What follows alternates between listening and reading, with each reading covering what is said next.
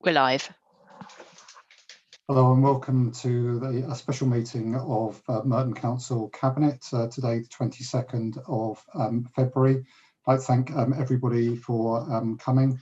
I'd just like to say that as well as Cabinet, we have attendance tonight from Councillors Southgate, Holden, Benbow and Williams, and welcome you to the meeting as well. So item 1 on the agenda is apologies.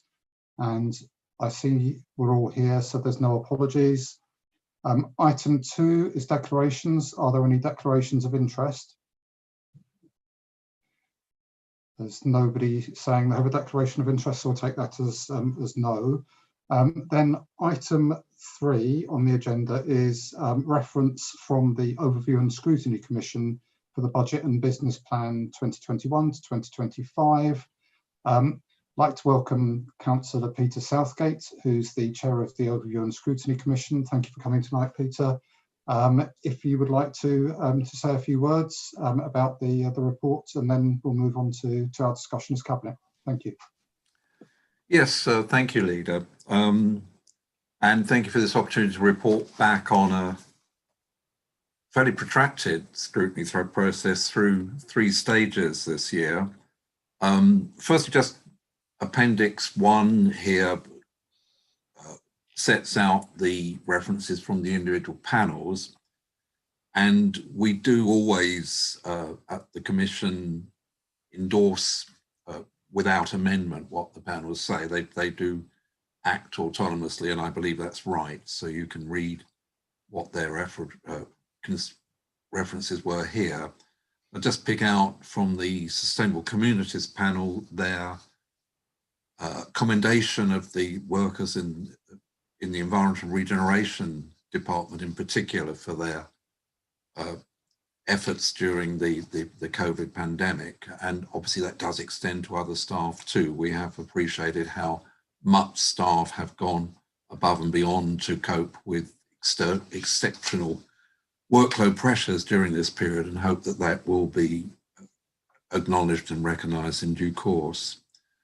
If I can turn to our outcome of our deliberations last week, it has, as we all know by now, been an exceptionally difficult period, and many uncertainties remain. You don't have to look very far to pick out the uncertainties in the situation in which we still find ourselves. We have only a 1-year settlement rather than a 3-year settlement as we'd hoped for. There is still no resolution of what government intend to do about adult social care, and no reform of business rates, for example. So we continue to operate in a situation with much that is unresolved. And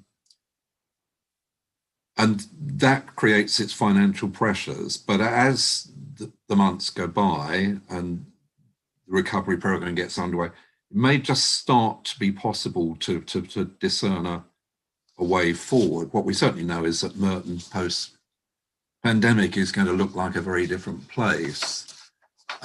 One thing that might make us just breathe a little easier is resolution of, or partial resolution even, of 2 outstanding financial pressures which would greatly improve our position. One is to get payment of the remaining tranches of compensation for the lost income from fees and charges and so on during this period. That's still coming through, but until it all comes, we can't be certain that they will be compensated in full. The second one worth mentioning, and I have to admit that there is no sign yet from the Department for Education that they have found a way out of this, is the resolution of the deficit on the dedicated schools grant, which, as we know, is huge at some 27 million. I think any movement on this would greatly help the situation, perhaps allow the reserves that are being used to balance the budget for next year and even for the year beyond to be repaid. And it is perhaps worth reporting that our director moved up a couple of notches on the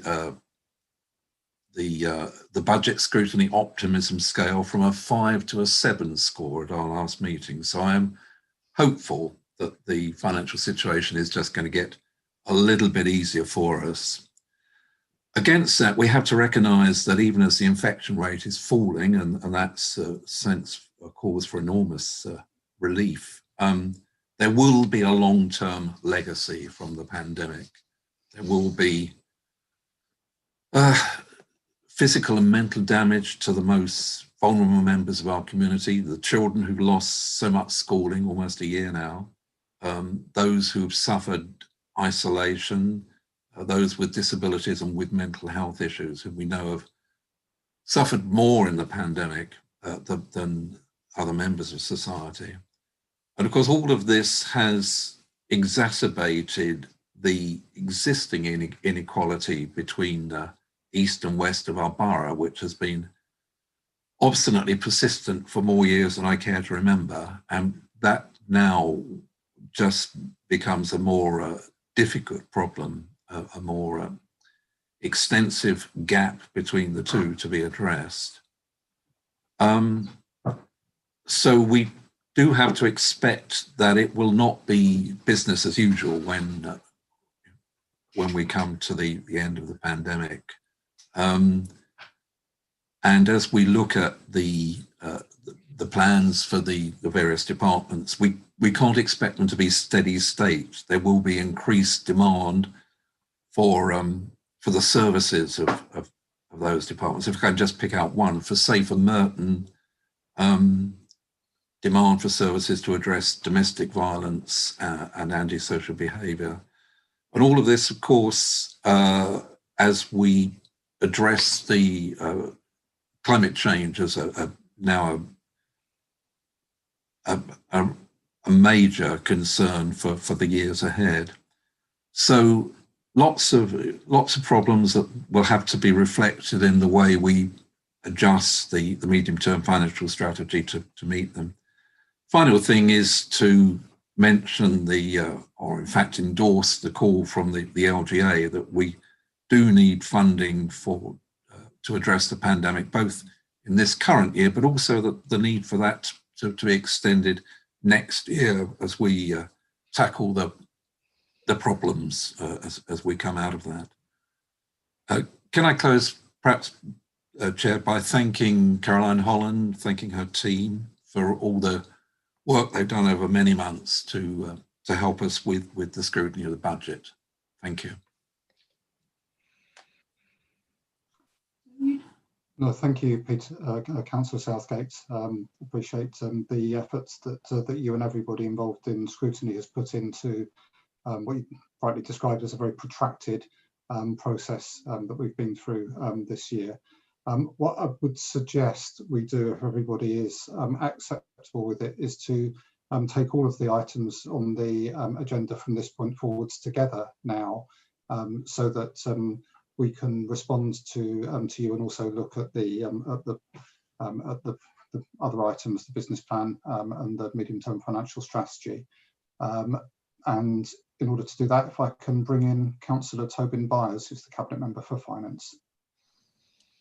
Yes, thank you, Chair. Councillor Southgate ended by thanking a number of people, and I'd like to start in the same way. And first and foremost, I would like to extend my thanks to Caroline Holland, Roger Kershaw, and everyone in their teams for all of the work that has gone into producing the business plan. The budget process is always a long one, starting in September and concluding at Budget Council in early March.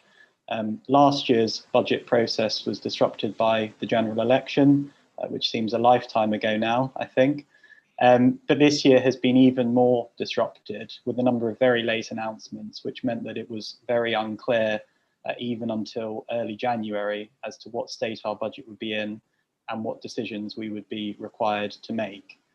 And even now, it's worth saying that we are still unclear on the details of some of the grants that we are expecting to receive, not least the public health grant, the level of which is yet to be confirmed. But I do want to state my thanks to Caroline and Roger and everyone who has contributed to this work over recent months. I'd also like to thank Councillor Southgate as Chair of the Overview and Scrutiny Commission, and all councillors who sit on the scrutiny panels for the flexibility they've shown in scrutinising the budget and savings proposals this year. Budget scrutiny began in the autumn when Councillor Allison was in this role and did not end until last Wednesday with the final meeting of the Commission. As Councillor Southgate said, it was a fairly protracted process, a comment which I saw raised a smile from Caroline. Caroline and I have actually attended 7 scrutiny meetings since the start of the year in order to ensure all panels have had the opportunity to properly scrutinise the proposals. And I'd like to thank all councillors who have contributed to this process and shown enormous flexibility and understanding in often receiving papers very late in the day. I'll come back to scrutiny and to the reference from the Commission shortly, but I would like to first outline the main tenets of the business plan before us this evening. It is right to say that compared to the position we were in before Christmas, the outlook is considerably brighter, and Councillor Southgate reflected Caroline's own very scientific optimism barometer that he asked her about last Wednesday.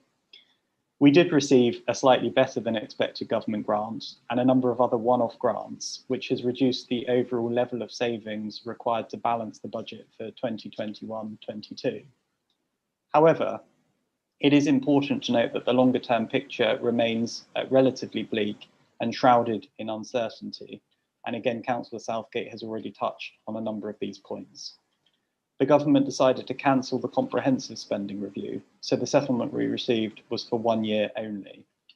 The majority of the grants announced in the spending review were one-offs, so there is no certainty that they will be repeated next year. This is particularly so with the COVID-19 grant, as we are projecting continued impacts through to 2023-24. In addition, there is significant uncertainty about the collection fund. This year has seen the council tax base reduce as the number of residents claiming council tax support has increased, whilst the short to medium term picture for businesses paying rates in the borough remains very difficult to forecast. London boroughs, as Councillor Southgate alluded to, have also chosen not to enter into the pooling arrangement for business rates this year due to the increased risks from COVID-19. In addition, even with the government settlement and the one-off grants we received, the gap in 2021-22 has only been met due to several millions of pounds of savings, a council tax increase at the maximum level, and the levying of the adult social care precept.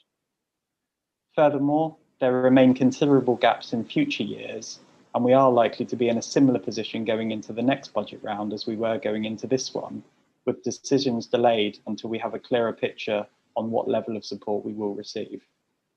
It is unfortunate and indeed regrettable that at a time of widespread hardship for lots of families, the government is forcing local authorities to both cut services and increase taxes due to its own failure to properly fund councils. Similarly, and this has also been touched upon already by Councillor Southgate, more money has had to be set aside to make provision for the DSG deficit, which continues to increase. This is another example of the government failing to provide for the needs of local authorities. We saw it with the Green Paper on adult social care, first announced in March 2017 and promised to be published by that summer. And we saw it with the promise of the Secretary of State for Housing, Communities and Local Government, who told councils to support their communities during the pandemic and that the government would fully recompense them. Neither, I'm afraid to say, has materialised, and at present there appears to be no movement from the government in resolving the DSG, which is now having a considerable impact on our budget. Turning to the reference from the Commission and the comments from the panels, can I again thank Councillor Southgate and all members who's contributed to the budget scrutiny process, which was, with a few exceptions, conducted in an extremely constructive manner. I'll deal with the panel comments first and then come back to the reference from the Commission. Looking at them in reverse order, I'm grateful to all members of the CYP panel for their contribution to the process. And even though no reference was made, they have looked at the budget proposals twice since the start of the year. The Sustainable Communities panel considered all savings at one meeting, which prompted a good discussion and 2 references being agreed. I think we can all agree that everyone who works for the Council has performed in an exemplary fashion for the past year in their work responding to the pandemic, which is why I know the leader was so keen to reward all staff with an additional day off, which is what initially prompted this reference. It is unfortunate that at that meeting, a member of the Conservative group described this measure as tokenistic, but I'm sure we would all fully endorse the spirit in which this reference was moved and associate ourselves with the commendation it includes. And I would fully endorse Councillor Southgate's comments that this should ultimately be extended to all staff across all departments. In regard to the use of a GIS system, the Director might wish to comment on this, but I know in general the Council is seeking to ensure digital solutions are in place to assist businesses and residents wherever possible. And again, I'm sure we can all agree with the spirit that this reference seeks to convey. It is worth noting that whilst technology can often appear to offer a solution, it should not be seen as a panacea, as it will not work in all circumstances. But we are very keen to trial digital solutions where we can, so I welcome Scrutiny's interest in this area. Turning to the Healthier Communities and Older People panel, they've met twice since the start of the year, and this reference came from their first meeting. There was a good and lengthy discussion of the merits of the proposals put forward, and I think it would be a fair reflection to say that overall, the panel understood the rationale for the review, but were concerned that it was being led by the need for savings and also on the timing in relation to the pandemic. I know Councillor Lanning will address these points in more detail, but it is important to note that a review of the Council's learning disability offer and Older People's Day activities is not something that has started during the pandemic. Both pieces of work began several years ago when I was Cabinet Member and were led by a desire to transform services rather than to make savings. The pandemic might have changed some of our assumptions about these services, but it has not changed the underlying need, as we see it, to undertake a review into their future shape. For that reason, we are minded to continue with this saving, but we do recognise the challenges that might be involved during this period, and that will of course be factored into any engagement undertaken. In addition, as is made clear in the savings information, should the proposals not deliver the target savings, alternative savings will need to be found, as the proposals are not predicated on delivering a certain number, but on delivering the right service. Finally, I would like to thank Councillor Southgate for the constructive and I think optimistic reference he proposed at the Commission last week. It is very difficult to find anything in the reference to disagree with. As it rightly notes, the pandemic has created significant financial pressures in addition to some outstanding ones, and the resolution of two of these, the DSG and compensation for the ongoing losses through the government sales, fees and charges scheme, would go some way to addressing our financial position. It is also right to say that the consequences of COVID-19 will be something we are living with for some time. As I have already said, we are projecting ongoing financial impacts through to 2023-24, in addition to the wider health and economic ones. And it is right to say that the pandemic has exacerbated many of the inequalities that have always existed in our borough. We've already seen this year increased demand for the council tax support scheme, which has led to the council tax base going down for the first time. And it is right to say that other services are also likely to see an increase in demand from the most vulnerable in the coming years. However, whilst there is nothing in the reference that we would disagree with, the long-term financial position is ultimately very dependent on the attitude of the government towards local government funding as we start focusing on the recovery from the pandemic. I would note, however, that the priorities that Councillor Southgate has identified in relation to looking after the most vulnerable as we emerge from the pandemic and some of the bigger challenges such as climate change are of course ones that this administration is fully committed to. I will leave it there, Chair. I'm sure Caroline Holland will have some further detail to add, and I know that others might wish to address the references that relate to their own portfolios. But can I end by reiterating my thanks again to everyone who has been involved in the compilation of this business plan and by commending it to colleagues to endorse this evening. Thank you. Thank you, Councillor Byers. Thank you for very comprehensive report back to Cabinet and for covering a great deal of the work that's being done by Scrutiny as well, which, as we said earlier, we very much appreciate. I'm very grateful to you for taking on the position of Cabinet Member for Finance and for explaining things so clearly just now. I'd like to move to bring in officers. Caroline Holland is the Director for Corporate Services, and I've had the pleasure of working with her as Cabinet Member for Finance for 10 years, and this is our first budget where we haven't worked together in quite the same way. So I'd like you to give your usual uplifting message to Council tonight, if you possibly can, Caroline. Thank you, Councillor Allison. I suppose there is a wealth of information and papers in front of you tonight, so I would draw your attention mainly to section 2 of the report, which starts on page 383. And that sort of highlights some of the issues that we've looked at and updated since the last report in front of you in January. It also has my positive assurance statement under section 25 of the Act. I need to give an assurance statement as to how confident I am in the numbers and papers in front of you tonight.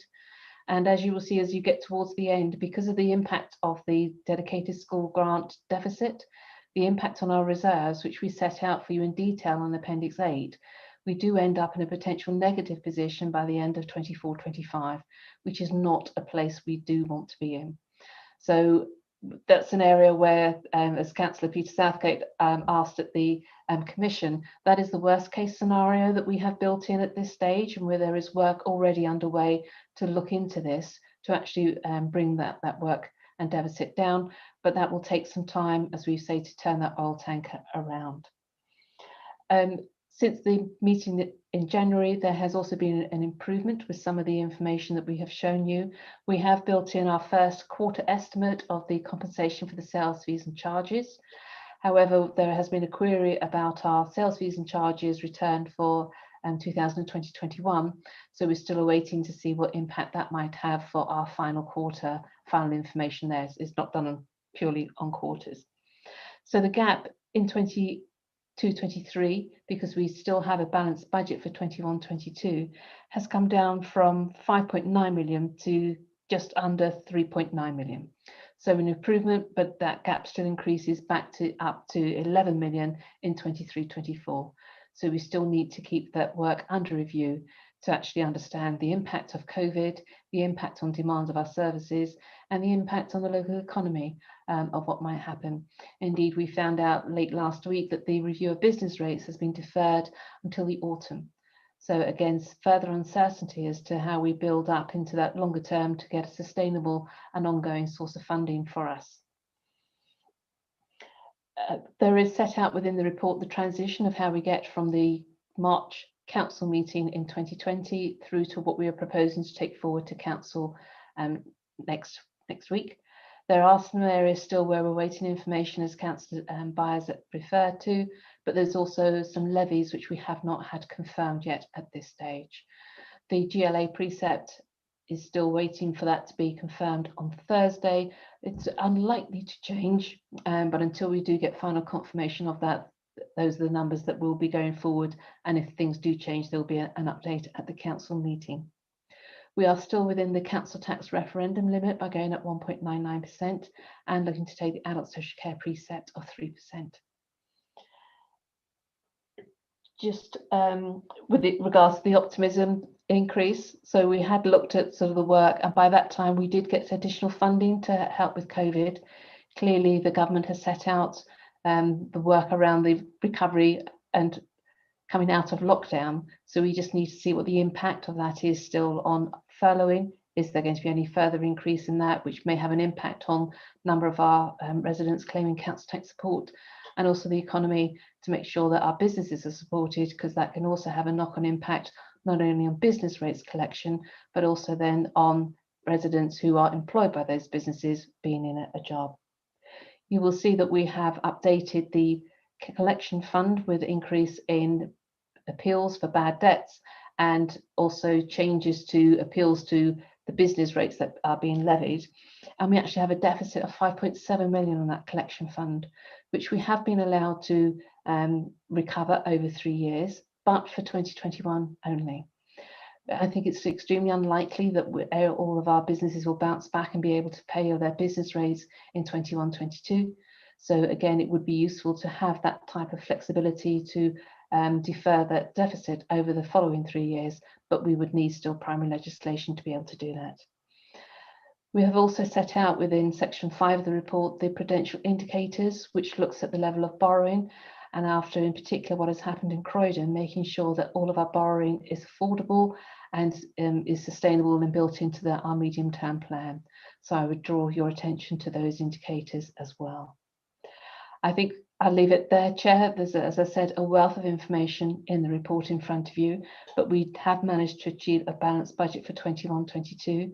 And work will start, I think, in earnest on that gap for 22-23 because of the complexity around the budget process, if they're going to be a 3-year spending review, further changes to business rates, and understanding the impact of COVID on our services and income streams, I think is going to be probably an even more complex budget process next year. So I apologise in advance for that. Thank you. No, thank you for that and for outlining all of the challenges that that we're facing. I'd just like to take this opportunity to praise you and your team for your professionalism over the last year. With all that's been going on with COVID and all the work that the council's been doing, you've continued to look after the finances of the council, and we very much appreciate that. It's obviously going to be a very challenging period ahead. And so we appreciate your efforts, and if you can pass on our gratitude to your team as well, we'd much appreciate that. I will do. Thank you, Chair. Thank you. Now I'll open it up to members. As Councillor Byers said that Councillor Lanning wished to just add some comments. I'll bring her in first, if that's okay. Councillor Lanning. Thank you, Chair. I suppose firstly, I'd just like to take the opportunity to thank members of the Healthier Communities and Older People Scrutiny Panel for the time that they put into considering each of the savings and specifically the review of daycare provision in the borough. I think we had a really good discussion of this review at the panel, and there was recognition amongst members that we need to modernise our daycare offer for people with learning disabilities and older people. There was also an understanding that our approach to daycare hasn't changed in many years, and also in many ways that it's failed to keep up with changing needs and opportunities. And finally, there was a recognition that we should be engaging with those accessing daycare in Merton to find out what they want so that we're able to provide a menu of options, including day centre provision. But while this was broadly accepted, I think there was a concern that this review might be budget or savings led. There was also a concern, as the reference back tonight sets out, that engagement with service users is coming at a particularly challenging time given the impacts of COVID. And added to that, there was a feeling that these challenges are also being felt by the council's community and housing team who are directly responding to the pandemic. And I think these are very important challenges because the only way that we will be able to modernise our offer and provide the services that we aspire to do in Merton, whereby older people and those with learning disabilities are supported to have the same opportunities as everyone else in the borough. We will need to ensure that there is meaningful input of those who are using our day centres. But I think it's important to be clear that this is not a new proposal, and service users, their families and carers have been engaged on what the future of the service might look like for some time now. The review into daycare provision itself started 2 years ago, and this included the recruitment of an officer to specifically support on this 12 months ago. I think this reflects our level of commitment to getting this right and the amount of time we have dedicated engaging with users and their families to date. While engagement had to be stalled at the very start of the pandemic, while we adapted daycare services to virtual provision and outreach, it did restart in autumn. And also in recognition of the limited capacity within the community and housing team due to the pandemic, we took the decision to engage a national external provider who has both expertise in engagement and learning disability to plan a comprehensive engagement programme. And this has been an ongoing process to understand the views and aspirations of our users. And they have been continuing to engage with users virtually, as well as setting up a steering group to look at how else we can engage people meaningfully, particularly those who don't have access to a computer or the internet. And hopefully more face-to-face activity will be possible in the coming months. And we also have an ambition to reopen Eastway in the coming months, which provides another opportunity to engage our older users around the type of provision and activities that they want to access. And I know Hannah may also wish to pick up on this shortly as well. But speaking directly to the reference, I think it's also important to note that this saving is not for 21-22, but 23-24. And we're therefore planning an extensive engagement exercise over a long period of time, with statutory consultation on the eventual proposal not expected until next year, when we should expect restrictions to have largely eased.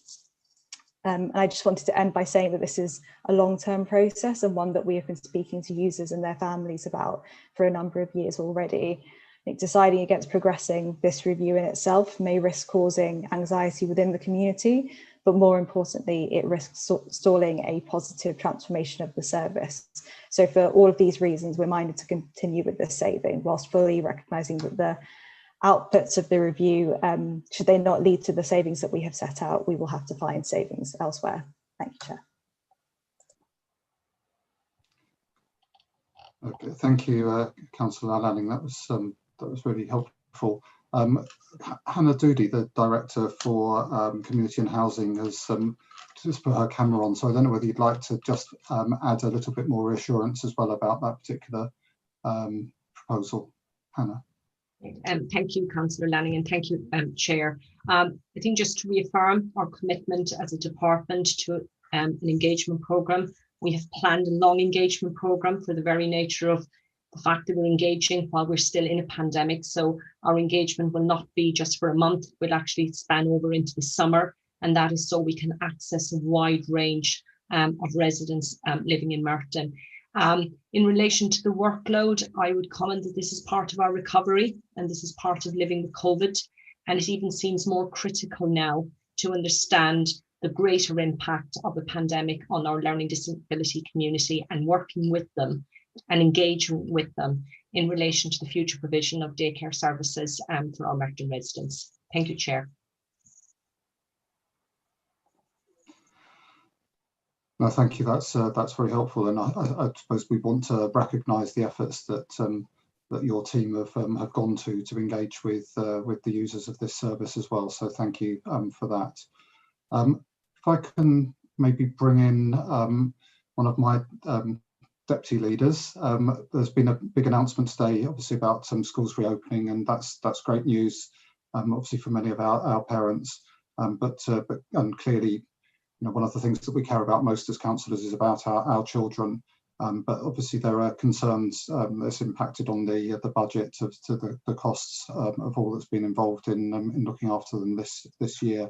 So, Councillor Eleanor Stringer, would you like to just make some comments to the budget tonight?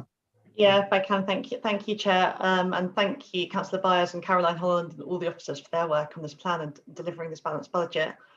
As you said, Chair, I just want to talk about the impact of the current situation on children and families, and I say this partly as the Cabinet member for the Children's Schools and Families Department, but we have to be clear that their lives are affected by much more than the work of one department, and I feel lucky as Joint Deputy Leader to have the space to amplify the voice of children and young people across the Council.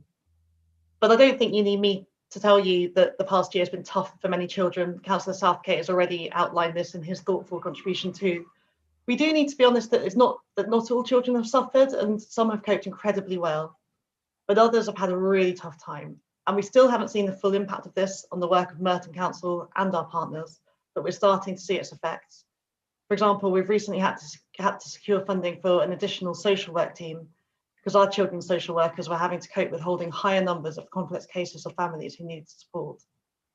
And another vulnerable group of pupils, those with special educational needs and disabilities, is a priority for us.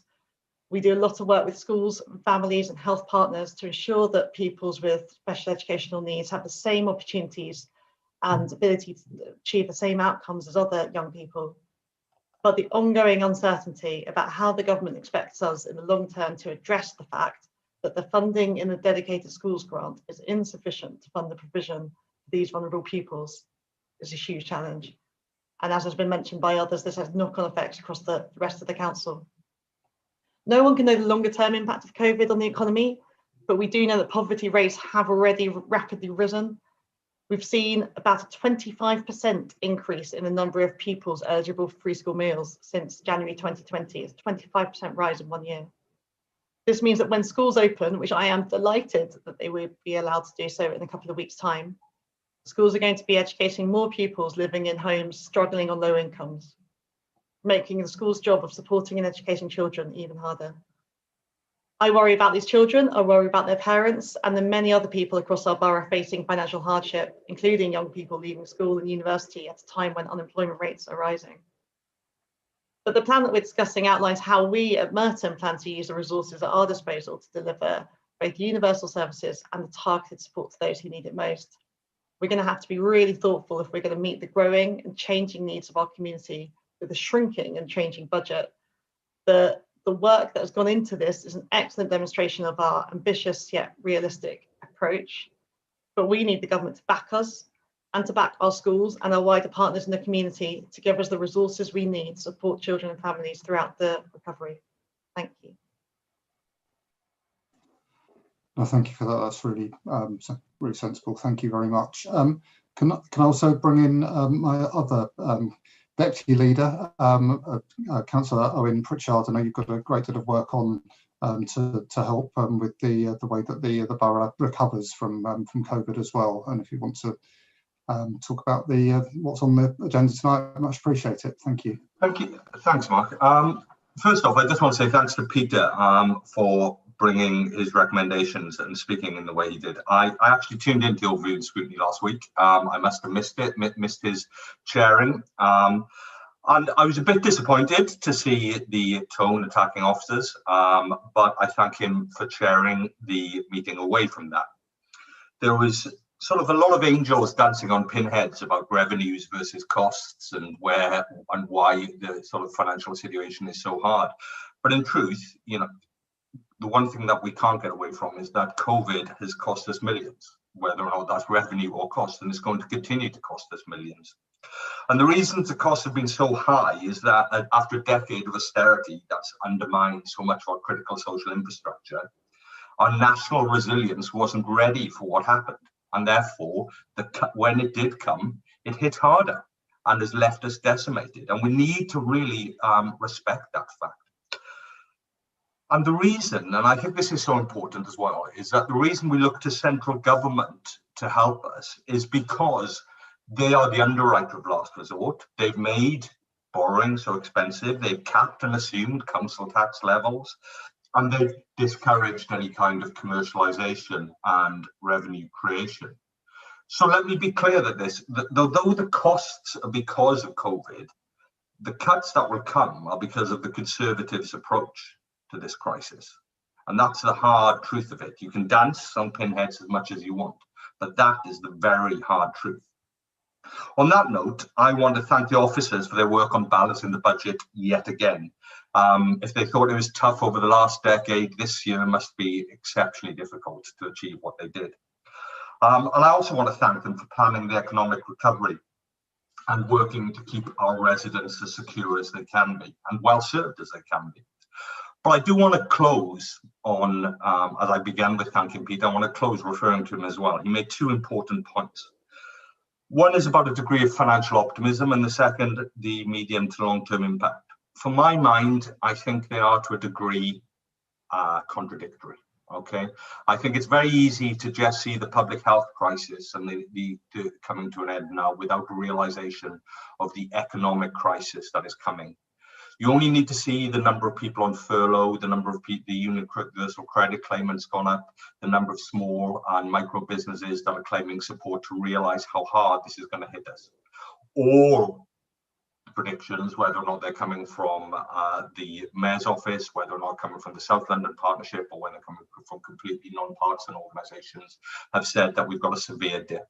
And that's why I'm absolutely delighted with the work that's been done across so many directorates to look at employment and look at keeping Merton's residents employed over the next couple of years.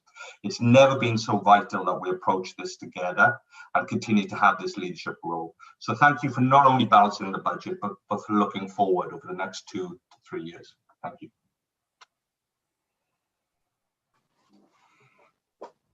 No, thank you. It was a really some really good points. Obviously, I would always say Merton's a really great place, and I'm really proud of the way that we've come together over the past year. If we are to recover from what's happened to our communities in the past year, then we're all going to have to work together to get the best for our residents. I think this has been a very good discussion. I'd just like to bring back Councillor Byers, if there's anything you'd like to say to just wrap up. Thank you, Chair. Nothing to add, but I'd just reiterate my earlier thanks to everyone who's been involved, particularly to Caroline Holland, Robert Kershaw and their teams. I think we've seen, particularly in recent months, the difficulty that some local authorities have got into as a result of the government's approach to local government funding and the pandemic. So I think we are exceedingly lucky to have such a great team of officers in our finance department, and particularly lucky if next year is going to be even more challenging, which I think is a scary prospect for us all. I'd also just like to reiterate again my thanks to Councillor Southgate, and again we saw with the difficulties Croydon has got into, the importance of the scrutiny process in the budget setting process, and I think Councillor Southgate does an excellent job in chairing the commission and bringing everything together in the way that he has this evening. So I'll close there, Chair, and just again emphasise my support for the business plan, and I hope all colleagues will support it and endorse it going on to Council next Wednesday. Thank you, that's fantastic. I think it's been a really helpful, thorough conversation we've had this evening. If there are no further speakers, I'll move to the recommendations. On agenda item 3, there's on the supplementary agenda number 2, page 1, there's a recommendation A. Can we all agree recommendation A? Okay, there's no dissenters, so I'll take that. There's a couple of thumbs up, so we'll take that as that's agreed. And then on item 4, the business plan 2021 to 25 on page 1 and 2 of the supplementary agenda 1. There are recommendations 1 to 9. Can we agree all of those? Again, a few nods and thumbs and no dissent, so they're all agreed. I don't believe there are any further recommendations for us to agree tonight, unless anyone wants to pipe up. So thank you very much for your time this evening. It's been really interesting. Grateful to you all for coming. And thank you to all of the staff at Merton Council for all the great work they've done to put this together over the past year. And thank you to all of the staff who've helped our residents to deal with COVID and the challenges that that's brought up over the last year as well. Thank you to everybody. Good night.